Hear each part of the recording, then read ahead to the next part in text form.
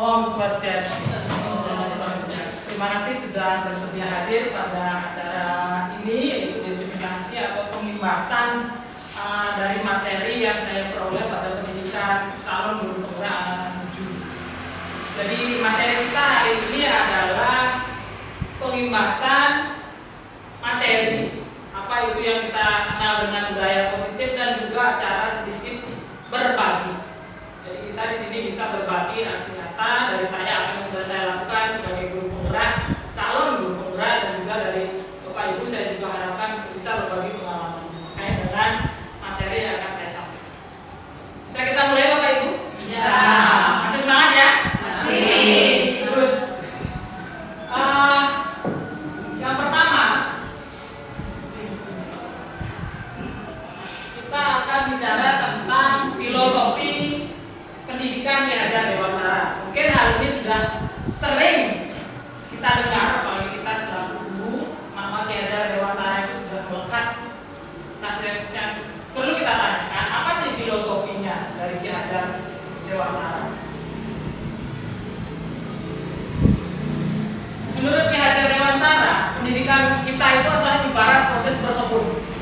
Jadi kalau ada proses berkebun, berarti di sana kita akan menemukan atau menggunakan apa yang namanya yang pertama itu bibit. Kalau kita mau berkebun, pertama ada bibitnya, kemudian yang jelas ada petaninya atau pelakunya, gitu.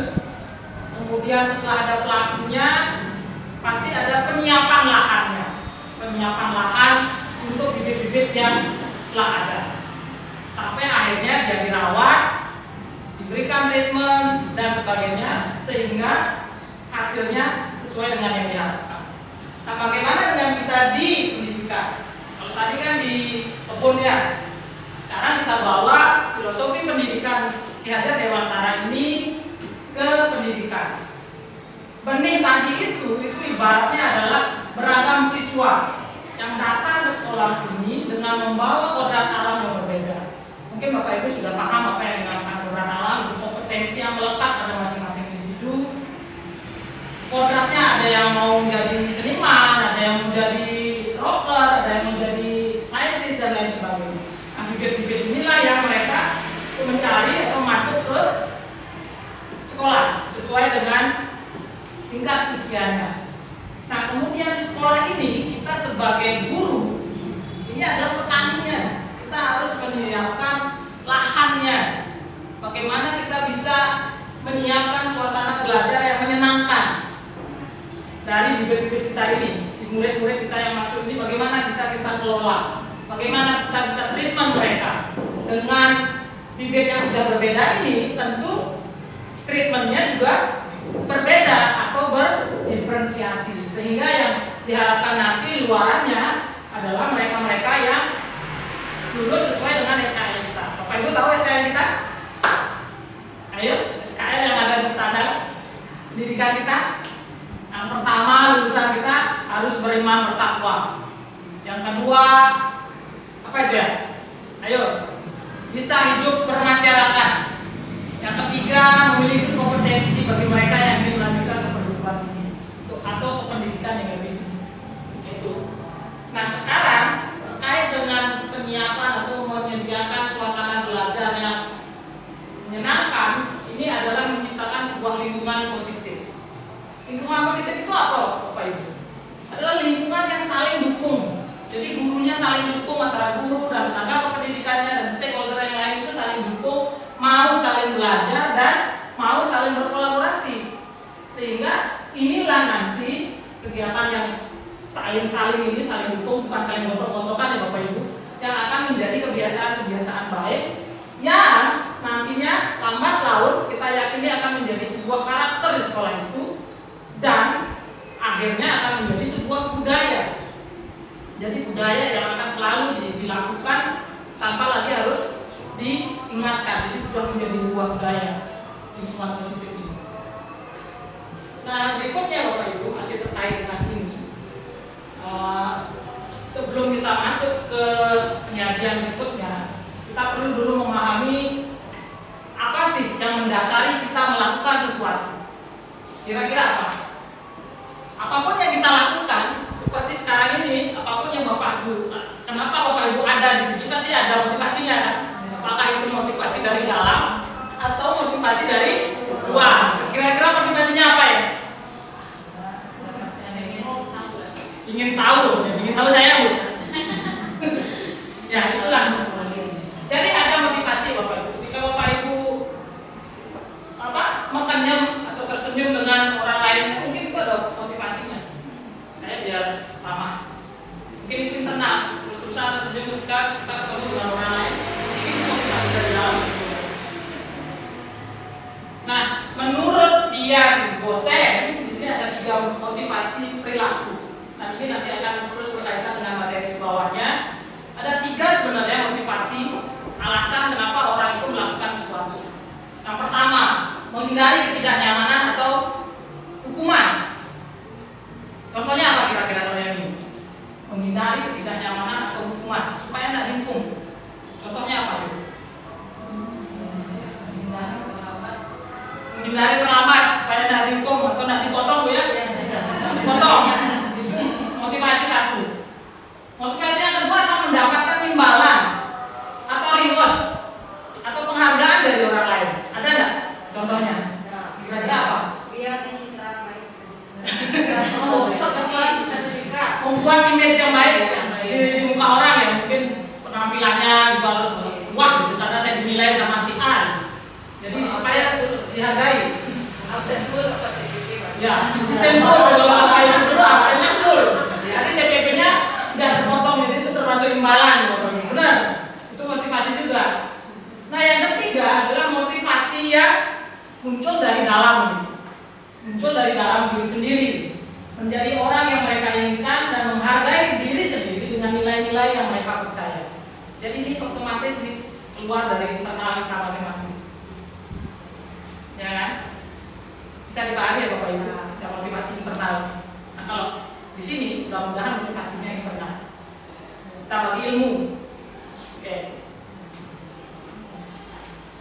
Nah terkait dengan motivasi yang tadi 3 itu, pasti ada kebutuhan yang kita lakukan. Mendasarinya adalah 5 kebutuhan dasar manusia. Jadi kita sebagai pendidik juga harus tahu ini juga ada kaitannya kepada peserta didik. Yang pertama, kebutuhan dasar manusia itu adalah untuk bertahan hidup atau survival. Jadi kita di sini perlu makan, perlu minum, perlu sandang, perlu pangan, ya kan? Nah ini ada kaitannya nanti dengan hal-hal atau penyimpangan yang dilakukan. Yang kemudian, yang kedua adalah kita butuh disayangi.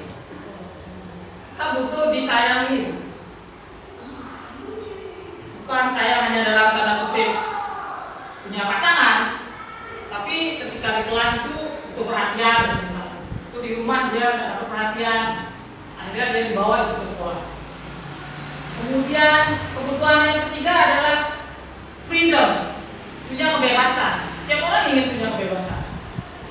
Yang keempat adalah power. Power di sini bukan menguasai, ya, tapi penguasaan terhadap sebuah kompetensi atau skillnya. Dan yang terakhir adalah fun. Jadi semua orang termasuk kita ini sudah tua-tua ini, dalam tanda kutip ini tua ilmunya ini. Walaupun Bapak Ibu masih muda di sini. Kita juga ingin nih belum bersenang-senang sebagai sebuah kebutuhan dasar bagi manusia ini. Nah ini kaitannya dengan anak-anak di dalam kelas nantinya ketika dia rame, main-main gitu kan. Itu juga kebutuhan dasar. Sama kayak tadi itu yang kegiatan kejadian yang barusan itu main kuat pancung. Mereka bersenang-senang tapi sehingga membawa dampak yang kurang.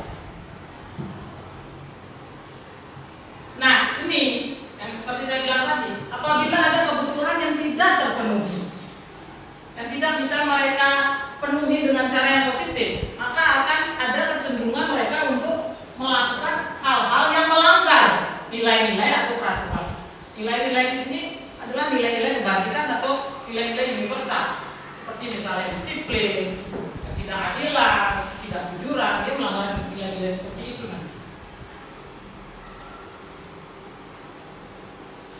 Nah, guna kita menghindari atau meminimalisasi adanya pelanggaran terhadap nilai-nilai, perlulah kita dalam skop kelas keyakinan kelas. Jadi kita ingin buat bersama-sama di dalam kelas. Keyakinan adalah nilai-nilai kebajikan yang dijadikan landasan dalam berperilaku di dalam kelas. Mungkin ini sudah pernah Bapak Ibu dengar ya? Apa sudah pernah diterapkan? Nanti kita terapkan. Habis dari sini pokoknya terapkan, besok ada hari Senin kita buat kesepakatan kelas. Nah, caranya gimana ya? Bagaimana membentuk keyakinan kelas? Satu, jelas ini ada proses diskusi. Kalau pengalaman saya kemarin, ketika saya masuk kelas, anak-anak masih bingung, baru diminta buat kesepakatan kelas. Kita ngomong, akhirnya kita pancing dulu kayak gini, gimana? Nah, yang pertama seperti itu. Kemudian kedua, usahakan kita buat menggunakan kalimat positif, ya kan? Jangan makan di kelas. Kalau kalimat positifnya itu apa?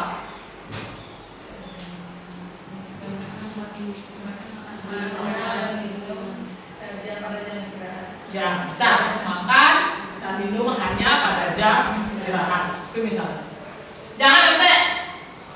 Itu apa kira-kira? Kalimat positifnya gimana? Ya, mengerjakan sendiri dengan kemampuan sendiri. Itu misalnya. Ya kan? Jangan ribut. Jangan ribut. Kira-kira apa? Bu?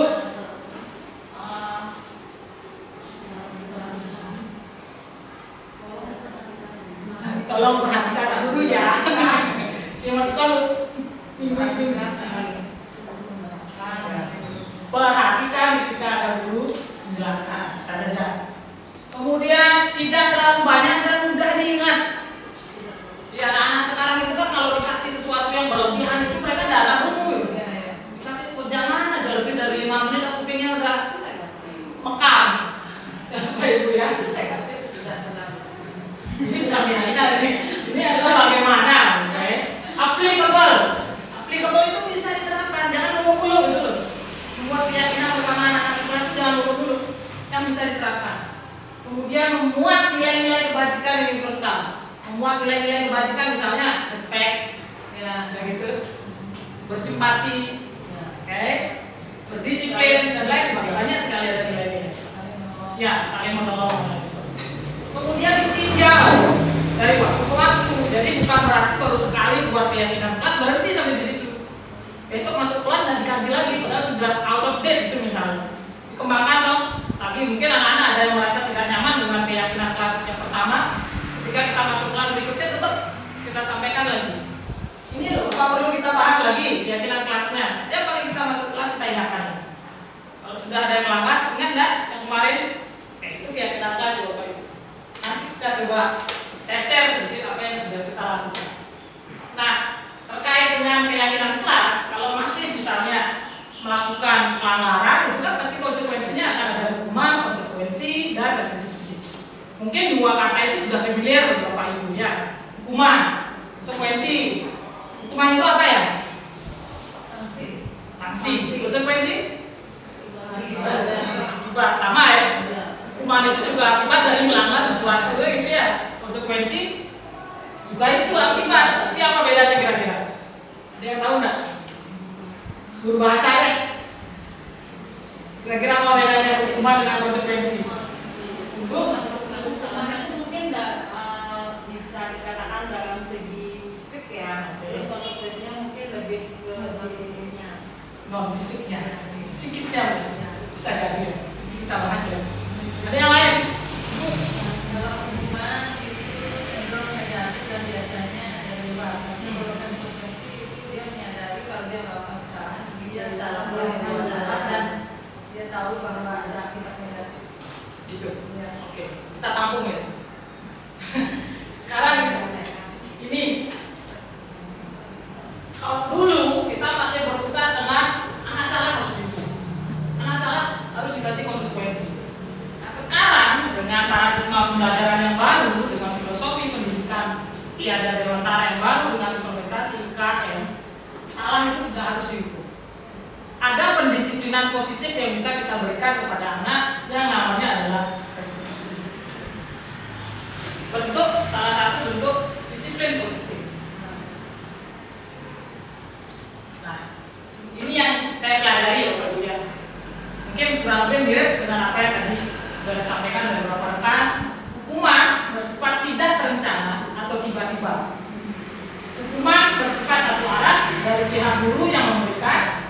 dan murid hanya menerima suatu hukuman tanpa melalui sebuah kesepakatan atau kemarahan dari pihak guru, baik sebelum atau sesudahnya. Hukuman bisa berupa fisik maupun psikis. Murid atau anak disakiti oleh suatu perbuatan atau kata-kata. Kalau misalnya ada siswa terlambat, datang terlambat terus disuruh bersihkan kamar mandi atau toilet, itu kira-kira apa ya? Hukuman. Apakah membersihkan kamar mandi atau toilet itu ada di catatan kita? Di sekolah kita? Ada. Oke. Selanjutnya. Nah, ini konsekuensi. Konsekuensi dibuat oleh pihak guru atau sekolah dan murid sudah mengetahui sebelumnya konsekuensi apa yang akan diterima bila melakukan pelanggaran. Pada konsekuensi, murid tetap dibuat tidak nyaman untuk jangka waktu pendek. Konsekuensi biasanya diberikan berdasarkan suatu data yang umumnya dapat diukur. Nah, kira-kira konsekuensi kita di sekolah apa ya bentuknya? Taktik. Taktik di sekolah itu menurut kita kalau melihat dengan definisi ini adalah sebuah konsekuensi. Karena itu sudah ada kesepakatannya, ya kan? Sudah ada diketahui oleh orang tua ya, yang diwakili dari komite sekolah. Betul, Pak. Jadi aktif kita itu adalah sebuah konsekuensi. Jadi anak-anak sudah tahu kalau saya terlambat atau apa 3 kali saya akan dapat teguran, itu saya akan diskorsing. Kan gitu ya. Oke, good. Bapak Ibu rasanya sudah pintar-pintar ya. Nah, sekarang ngomongin restitusi. Sebuah pendekatan untuk menciptakan disiplin positif. Disiplin positif itu apa? Disiplin positif ini disiplin diri yang memiliki motivasi internal.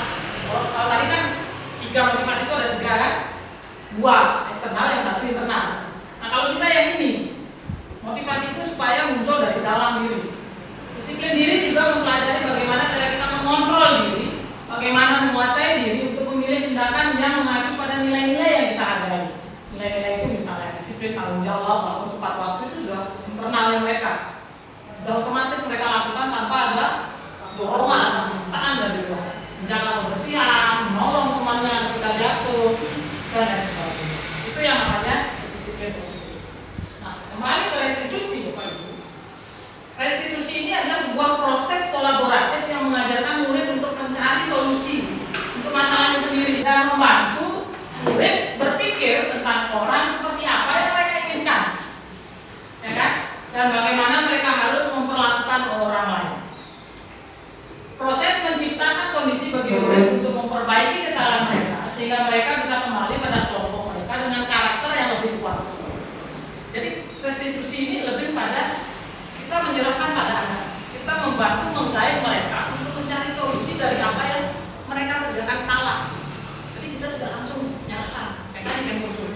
Kamu siapa suruh kamu main itu? Tapi kita tanya dulu nih. Kenapa? Karena itu salah satu kebutuhan mereka untuk bermain-main, kan gitu. Cuma karena berlebihan jadi dampaknya serius gitu.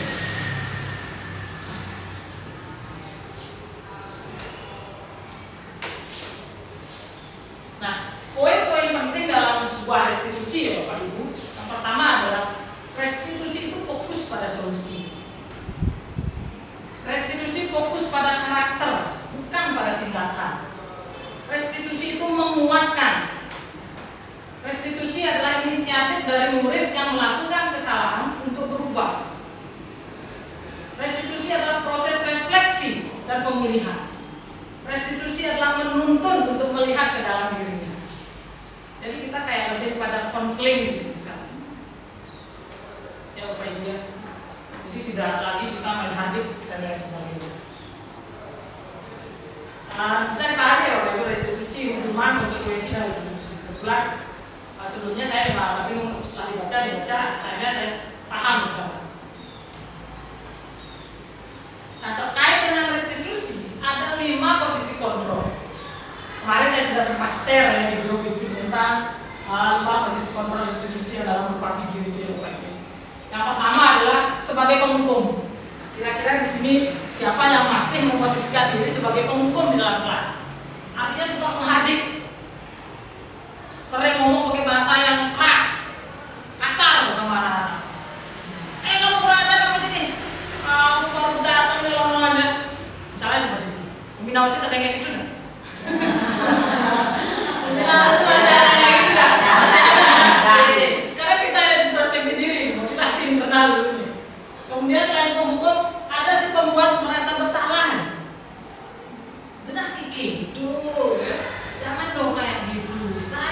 yang susah. Kan ada guru-guru kayak gitu kan? Ya. Ada Bu. Apakah Ibu seperti itu? Apa mungkin Bu? Kan harus tahu nih diri sendiri yuk. Yang mana Ibu kira-kira? Jadi waktu kemarin kan nungguin murid proyek. Terus ada muridnya yang keluar kan, itu kan mereka sebenarnya nggak boleh kan harus bersama temannya. Akhirnya Akhirnya kan ujuk, bujuk panitia marahin ya. ujuk. Karena kalau dulu temannya ujuk kan nggak berdaya kan. Ya, oke, ya. Sudah bukan penghukum berarti dia kan? Itu sih saya membuat merasa bersalah nggak kalau kayak Ini lebih pada gurunya Bu. Jadi ini ada posisi guru. Dia yang selalu membuat merasa bersalah, anak itu merasa bersalah pada gurunya ya. dia merasa bahwa Ya, terus kasihan sama ibunya ini ngomongnya kayak gitu. Kasihan katanya ibu capek ke sekolah, datang lagi kalau selalu. Apa kamu nggak gini ya sama ibu? Apa Udah kesan tua. kamu? Ya, betul kayak gitu. Ya kan? Dia mau balik ke orang lain ya. saya langsung aja bilang gini, awas Pak Karyata ke koinnya. Oke. Ancaman saya itu ancaman. Nah, posisi yang berikutnya adalah sebagai teman. Ada nggak yang di sini memposisikan diri sebagai teman kontrolnya? Ada. Ya, bagus juga sebenarnya. Tapi nanti jangan sampai anak-anak keterusan. Ya. Karena sering dibela sama ibunya itu buat salah dari ibunya itu lagi biar di apa namanya dibela. Itu ada jeleknya juga ya. Bagusnya. Kemudian sebagai pemantau. Yang namanya pemantau kayak apa? Mainannya ini aturan, dan dia pegang aturan. Berapa minggu aturan? Tahu? Tahu aturan? Tahu hukumannya apa? Tahu hukumannya apa? Pasti gitu dia. Mantau dia ini. Nah, yang terakhir adalah manajer. Dia ada jiwa restitusinya. Jadi ketika dia sudah menanyakan kepada siswa, kenapa kamu terlambat, ya kan? Tahu aturannya kan? Terus besok kamu akan terlambat lagi kan? Ya, jadi kita sudah mendorong anak-anak itu untuk mencari solusi. Kalau kamu tadi bilang terlambat gara-gara tidak ada kendaraan, tidak ada sepeda motor, besok gimana solusinya? Kita tanyakan dia supaya ada motivasi. Besok saya minta teman jemput Pak, kalau seperti itu. Berarti dia yang mencari solusi sendiri gitu. Nah di sinilah peran seorang manajer. Nah sekarang Bapak Ibu coba introspeksi diri, saya ada di mana ya selama ini. Besok saya mau di mana ya? Kalau belum bisa langsung ke manajer, kemana dulu hebatnya? Ke teman juga bisa. Setelah teman, pemantau, lambat laun, jadikan diri Anda manajer. Ya kan? Jadikan diri Anda manajer di kelas saudara. Nah itu terkait dengan 5 posisi kontrol restitusi.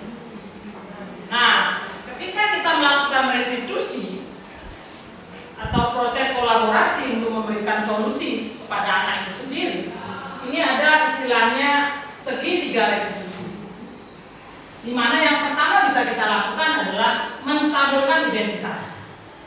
Menstabilkan identitas artinya kita tidak menyalahkan, tidak langsung menyalahkan anak itu. Maka kita harus lihat lagi kepada teori motivasi. Yang 3 motivasi dasar dan 5 kebutuhan dasar manusia itu kita lihat lagi, flashback lagi ke sana. Karena semua orang berhak untuk melakukan apa yang mereka lakukan. Tidak ada yang bisa mengontrol. Jika anak-anak mau bermain, dia berhak bermain. Kan gitu. Nah ini kita stabilkan dulu identitas. Ibu udah nyalahin kamu, kan gitu. Bapak udah nyalahin kamu kayak gitu. Bapak tahu alasan kamu pasti untuk senang-senang ya. Mungkin ketika Bapak seusia kamu, Bapak juga kayak gitu. Jadi kita tidak langsung memarahin dia. Kemudian setelah kita menstabilkan identitas, ada yang namanya validasi tindakan yang salah. Tapi ketika kamu melakukan itu, adakah yang kamu langgar? Ketika kamu bermain sampai ada teman yang terluka, adakah yang kamu langgar? Seperti itu kita tanya, kayak bermain proses kayak orang konseling. Setelah itu kita bawa ke keyakinan kelasnya itu, keyakinan kelas yang sudah dibuat di kelas, atau keyakinan kelas yang sudah menjadi sebuah keyakinan sekolah. Kita bawakan ke sana. Aturan mana yang kamu langgar? Besok mau jadi apa? Kalau kamu terus jurusan kayak gini. Ya kan? Kita buat di mereka yang introspeksi. Jadi disinilah kita diharapkan untuk bisa menerapkan restitusi, bukan semata-mata menghukum siswa. Kalau konsekuensi ya karena kita punya tatip di sekolah, ya kan? Kemudian sampai sana bisa dipahami apa itu? Oke. Nah, sekarang saatnya kita berbagi praktek baik. Tadi sudah saya ngomong aja, sekarang coba saya tampilkan beberapa kegiatan yang sudah saya lakukan di kelas. Kalau yang pertama tadi kan menyiapkan suasana sekolah yang menyenangkan, menyiapkan suasana belajar yang menyenangkan bagi siswa dengan pembelajaran yang berdiferensiasi. Karena Bapak Ibu saya mau sendiri.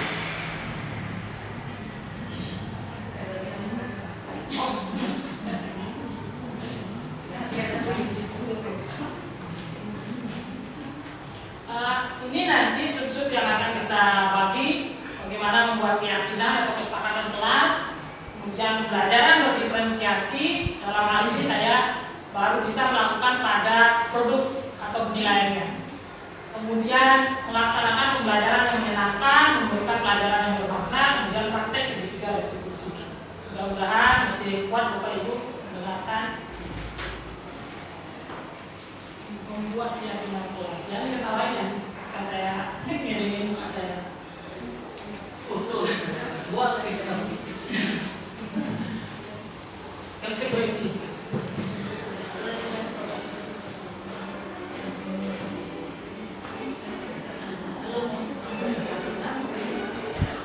Sambil menikmati tontonan gratis, jarang-jarang nonton saya.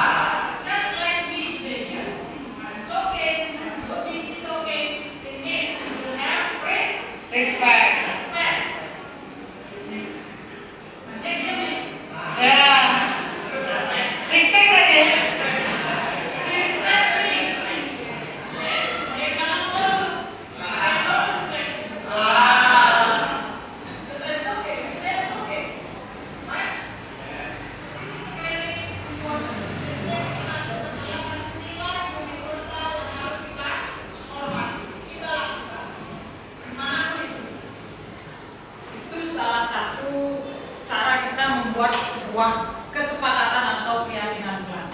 Rasanya bisa ya Bapak Ibu untuk mulai diterapkan mulai hari Senin ketika Bapak Ibu masuk kelas. Tidak ada istilah terlambat karena materi sudah jalan enggak? Kita mulai. Bisa kan? Bisa. Oke, supaya saya ingin dengar nanti sekolah kita semua semua sudah menerapkan keyakinan kelas di kelasnya masing-masing. Ada yang mau berbagi? Sudah ada yang menang? Belum. Oke, hari Senin terapkan. Pembelajaran. Oke, kita lanjutkan lagi. Kalau kemarin kontra namanya ada keyakinan, ada kesepakatan kelas. Oke, good. Kemudian kita ingin berbagi tentang bagaimana sedikit ya berbagi tentang pembelajaran yang berdiferensiasi. Nah, di sini saya ambil yang penilaian.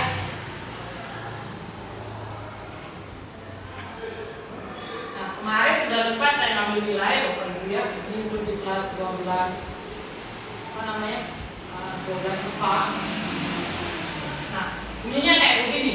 Materinya adalah menemukan makna lagu, tujuan pembelajarannya. Nama ini dalam bahasa Inggris. Di sini Ibu tugaskan kamu untuk memparafrasekan sebuah lagu yang sudah saya berikan. Jadi saya memberikan beberapa list lagu. Every song has its story. Setiap lagu memiliki ceritanya masing-masing. Tugasmu adalah carilah cerita atau makna atau nilai yang terkandung pada lagu yang dibawakan oleh penyanyi tersebut. Caranya, biasanya kita satu cara itu pokoknya satu ini semuanya harus sama. Nah, cara saya berbeda. Yang pertama, you have to sing the whole song or partly. Jadi nyanyikan semuanya atau sebagian. Kemudian tell us the meaning dan record dalam bentuk video. Jadi mukanya kelihatan nih. Nyanyi ya, menyampaikan maknanya juga kelihatan rekam penuh dia. Artinya dia menunjukkan wajahnya siapa dia. Kemudian yang kedua, you can sing and tell us the meaning in voice recording only. Jadi mereka yang malu gitu loh, yang malu untuk tampil di depan masih bisa mengumpulkan tugas dengan cara hanya merekam suara saja. Itu pilihan yang kedua. Yang ketiga, you can record your voice when singing the song and write the meaning in terms of comic. Jadi kamu bisa nyanyi dan sampaikan makna yang kamu paham itu dalam bentuk strip komik. Jadi bagi anak-anak yang suka drawing, yang lebih mudah mengekspresikan dirinya dengan cara menggambar, dia bisa melakukan yang itu. Tapi tetap kan tujuannya sama. Kemudian yang terakhir, you can tiga ya, 1, 2, 3. Oke, saya masih kasih 3 penilaian sana. Dan hasilnya Bapak Ibu seperti ini.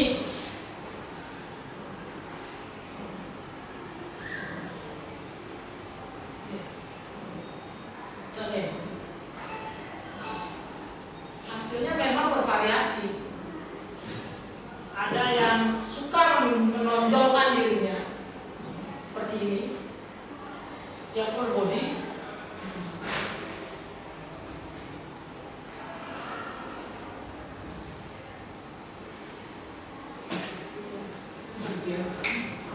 Hello, my name is Agathis Hayaledi. I'm from class science 1. And now I want to tell you the meaning of the song. So, the picture. She walks in the night. Why do you want? Sister, so far away, Ini salah satu yang bisa dilakukan. Artinya dia merekod wajahnya dengan PD gitu. Dan jangan lupa Bapak Ibu kasih feedback pada tampilan anak-anak. Kan bisa di sini. Seperti ini, nice singing. Jadi ada motivasi mereka untuk kasih feedback positif dulu. Nah, kalau yang lainnya ada juga yang saya bilang tadi. Ini dia. Nah, Kopik belum ada hukum. Mungkin ada yang bisa aman. Ini yang lengkap. Nah, ini beda lagi. Dia menggunakan slide. Tidak mau menunjukkan. Beda caranya ini.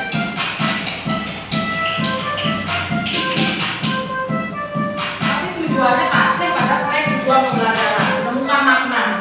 Something so good now, 'cause I'm there just to make you see that I need you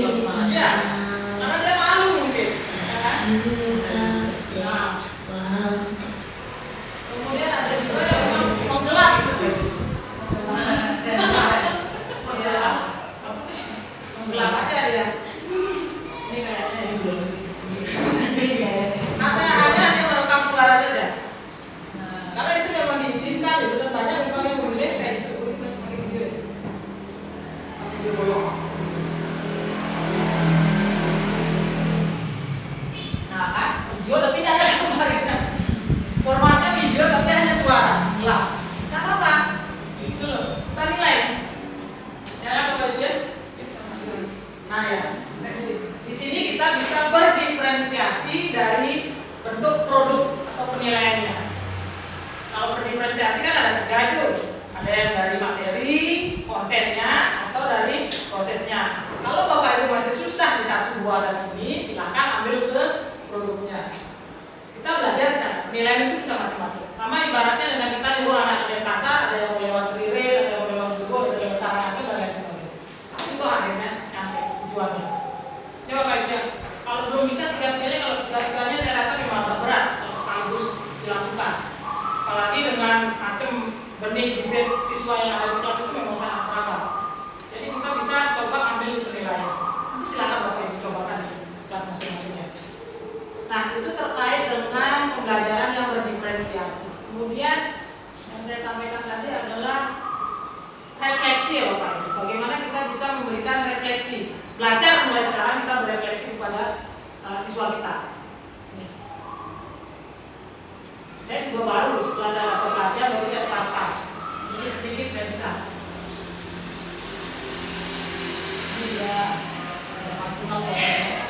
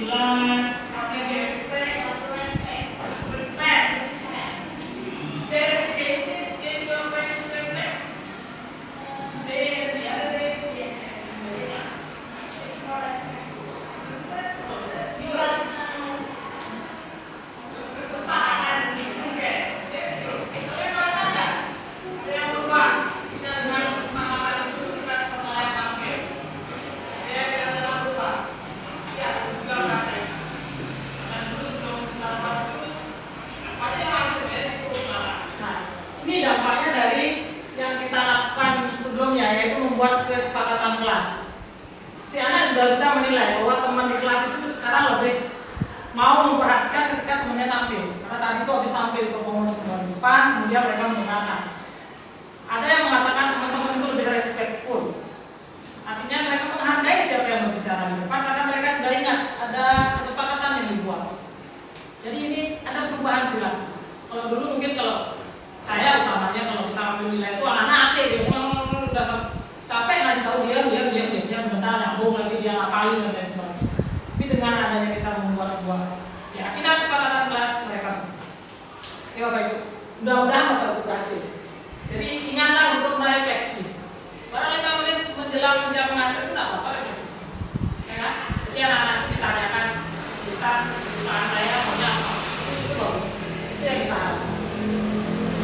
Nah, sedikit dulu.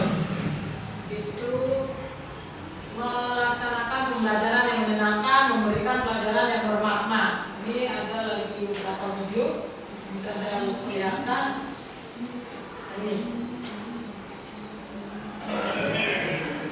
Ini bagian dari menciptakan pembelajaran yang menyenangkan. Saya berpikir. Pokoknya ada asal murid itu mau ketawa, tapi menyenangkan ya di kelas itu. Gimana ya caranya Bapak Ibu membuat?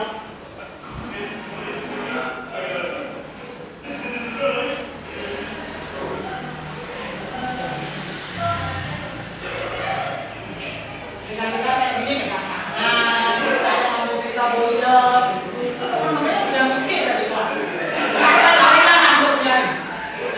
Lalu dia sudah gimana gitu? Ini lucu.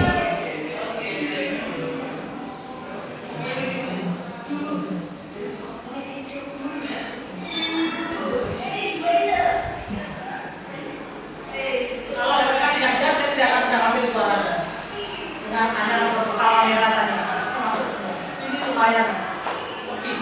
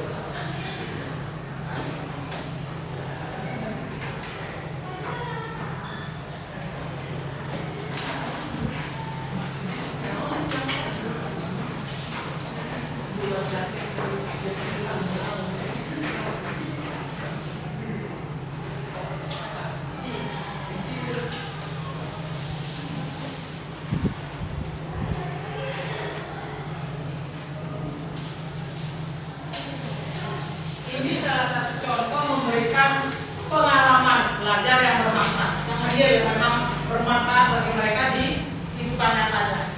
Kalau saya di bahasa Inggris kan memang harus kita harapkan itu anak-anak ini adalah kegiatan bahasa nanti mereka cari tulis.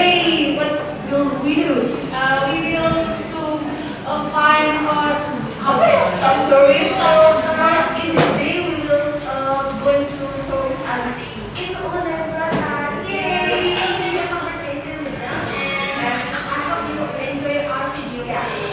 I hope this will be fun. Let's go. Sini. Jadi anak-anak sudah mulai mempraktekkan bahasanya dengan orang asing. Itu adalah sebuah kebanggaan bagi anak-anak kita ya, mereka bisa.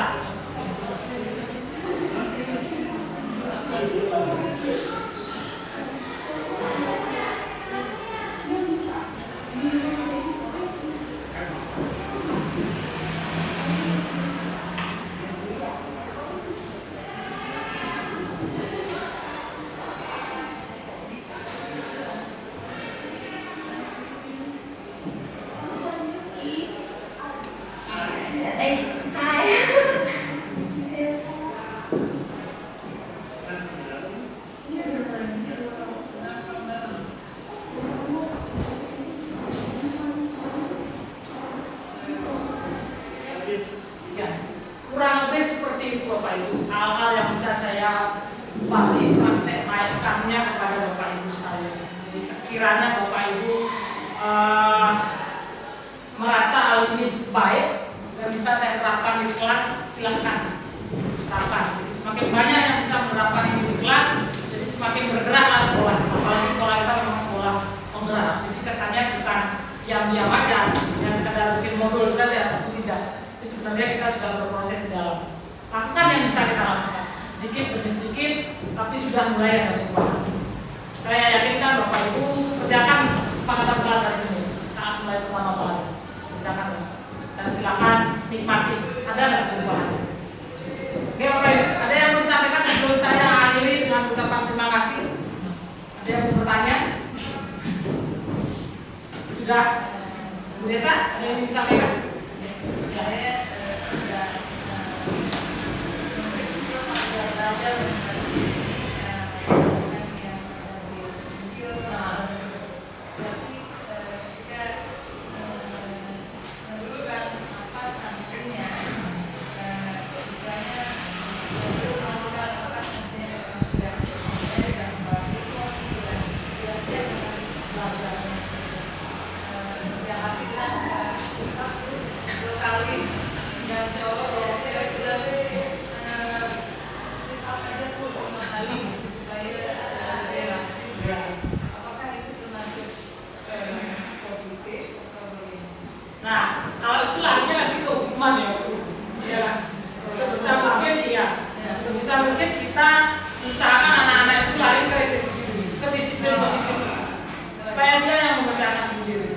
Kita berikan, kita pandu dia mencari solusi supaya dia tidak melanggar lagi. Jadi usahakan kalau bisa kesepakatan itu tidak dalam bentuk itu. Kalau ini nanti diberikan dan dikasih sanksi. Kalau Ada kan mereka iya. yang mau inginkannya itu dia kamu takut gitu. Kalau bisa sih, memang kita diharapkan tidak menggunakan atau menerapkan hukuman fisik itu pada anak-anak, tapi lebih kepada apa namanya restitusi ini, program restitusi ini, supaya dia berkarakter. Jadi yang tadi itu kan poin-poin restitusi itu kan salah satunya memberikan solusi, membentuk karakter bukan tindakan. Di dalam kita melaksanakan kesepakatan kelas. Kalau bisa dihindari, ya. Oke. Ada lagi ya Bapak Ibu? Ya Bu. Kalau misalnya kan kelas 11 biasanya sekarang di kelas saya itu kan penulisan proposal gitu ya. Nah, di tujuan pembelajaran saya mau mereka itu mempresentasikan nanti hasil penelitiannya, meskipun hanya penelitian sederhana, hanya ada di lingkungan sekolah. Nah, saya membuat kesepakatan dengan siswa bahwa siapapun nanti yang sudah selesai sampai bab dan sudah ada revisi yang tadi, tarik kembali tulisan IDD, nyari referensi atau bagaimana pengolahannya.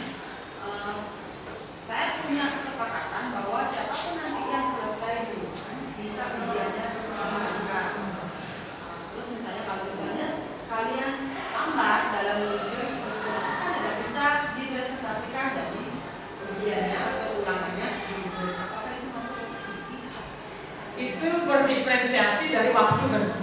dari waktu pengumpulan. Tentang waktu pengumpulan tugas itu sudah berdiferensiasi, itu sudah termasuk juga menurut saya, menurut kajian saya, karena dia sudah ada rentang yang dibilang tadi, yang tepat waktu mereka akan lebih cepat presentasi, yang belakangan bisa menyelesaikan karena faktor kemampuan dan lain sebagainya, mungkin belakangan diberikan kesempatan untuk presentasi. Itu juga sudah berdiferensiasi dari segi waktu ya.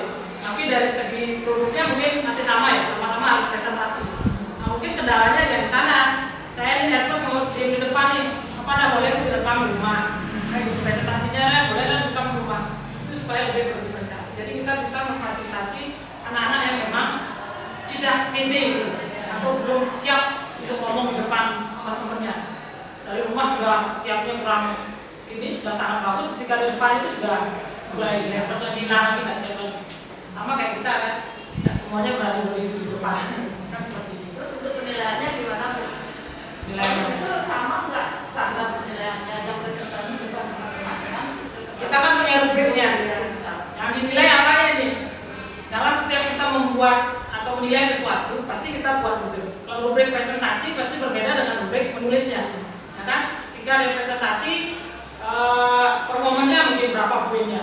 Jadi kalau maksimal misalnya dikasih performance, penampilan dan dikasih 30 maksimal, mungkin anak yang lemah di sini yang tidak berani perform dengan penuh percaya diri itu berkurang dia, mungkin sampai di 20. Di tempat lain mungkin dia berbeda. Ini kajian ulasannya dia lebih bagus dibandingkan anak yang di sini. Di sini dia akan mengangkat nilai. Jadi kita punya pedoman penilaian, harus punya rubriknya, ya kan? Teorinya itu kita punya rubrik. Itu saya Karena kalau pendidikan sebatas yang saya dulu itu kadang-kadang kan perjuangan. betul. Jadi tidak fair kan?